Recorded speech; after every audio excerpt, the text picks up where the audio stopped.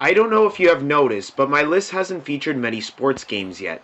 One to be exact. So let's include another. At number 80 is Super Mario Strikers for the Nintendo GameCube. This is what happens when you take the crazy weapons from the Mario Kart franchise and infuse it with the sport of soccer. What you get here are some of the most intense and unpredictable matches featuring the Mario characters that we all love. What makes this title great is how easy it is for anyone to pick up and play, meaning it is the perfect party game.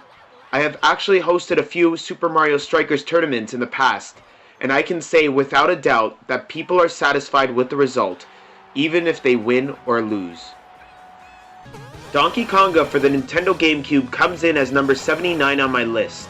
What makes this game different from other music/rhythm games is the unique bongos controller that came with it. It was simple enough. Yellow meant hit the left bongo. Red meant right. The white meant you clap, there was a microphone in between the bongos, and purple meant you hit both bongos together. It was extremely simple, yet on harder difficulties, you were in for an immense challenge. The Guitar Hero franchise would end up being more complicated and feature a better soundtrack than Donkey Konga, but this was still a lot of fun and well worth checking out today. Some sports translate quite easily to the video game world. The basics like hockey and basketball mimic their real-life counterparts quite well and end up being a lot of fun in the video game universe. But what happens when you bring a sport that really hasn't been implemented much into this medium? In the case of Kelly Slater's Pro Surfer for the PS2, Xbox, and GameCube, you get a really fun and fluid experience that brings the world of surfing into your living room. The game controlled beautifully, so pulling off insane stunts was extremely easy.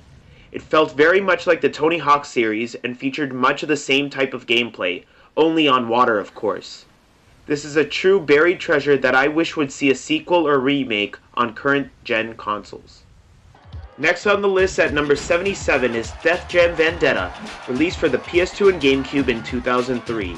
It was a wrestling game that featured rap stars such as DMX, Redman, Method Man, Ludacris, and many more who were signed under the Def Jam label at the time. The gameplay was straightforward, but the real star here was the presentation. The game looked great and sounded just as great with music from the featured artists in the game. One thing I'll always remember is the story mode, where early on after beating an opponent, you would get a girlfriend, and later have other girls try to steal you away from her. You would get to choose who you liked better and actually fight one-on-one with the other girl. It was pretty funny. In the end, the game was popular enough that it spawned 2 sequels, but I still love the original the best. Batman has not translated well to video games, with most of his games in the past being universally slammed by critics and fans alike. So when Batman Arkham Asylum hit the PS3, 360, and PC in 2009, it didn't only become the best Batman game ever, it also became one of the best games of all time. The premise was really cool. The Joker is caught by Batman and is brought to Arkham Asylum, the place where all the crazies from Gotham City are kept. Of course, this is all part of the Joker's ultimate plan, and he is soon controlling the asylum with Batman at his mercy. The graphics look amazing. Seeing your cape flutter while you're soaring through the air draws you into the Batman world. And of course, all this wouldn't matter if the gameplay wasn't any good, but Rocksteady made sure it was top notch. The combat system here is really unique.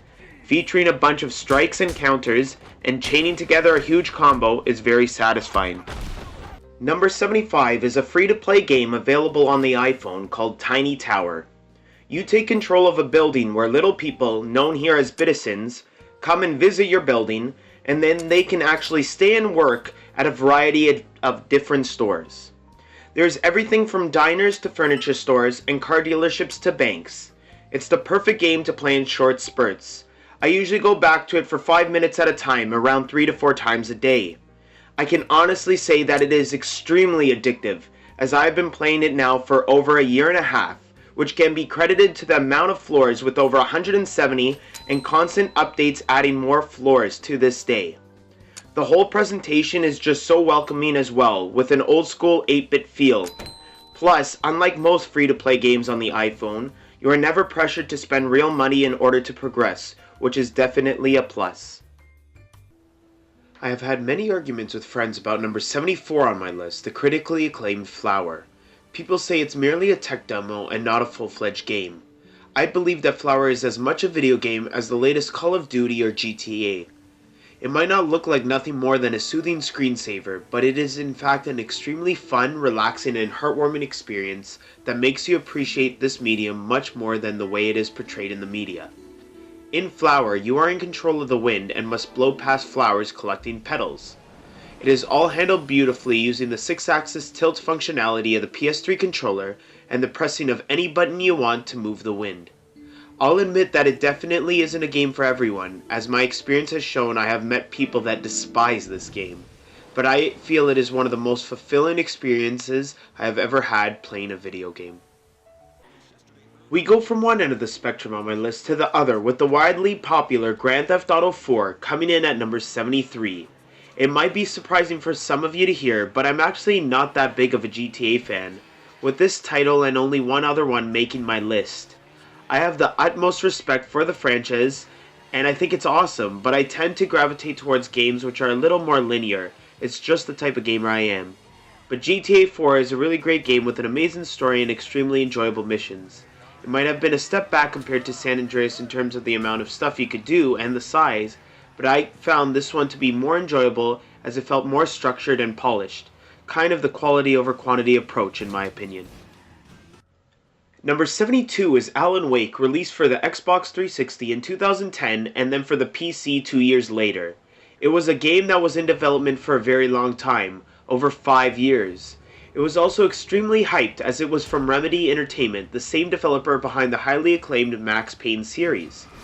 Luckily, the game lived up to many people's expectations and more importantly surprised me, as I tend to shy away from horror video games. The whole gameplay aspect of light versus dark, though not entirely original, was really cool and made for some intense situations in the game. And the way the story was delivered, in which Alan Wake, who is an author, is living out his current writing project, was very neat and refreshing. I want to put out this disclaimer before I start talking about this next game. This is the only Legend of Zelda title on my list. It's not that I hate the series, I just find that overall they take too much time to get into, and I lose my interest before they get good.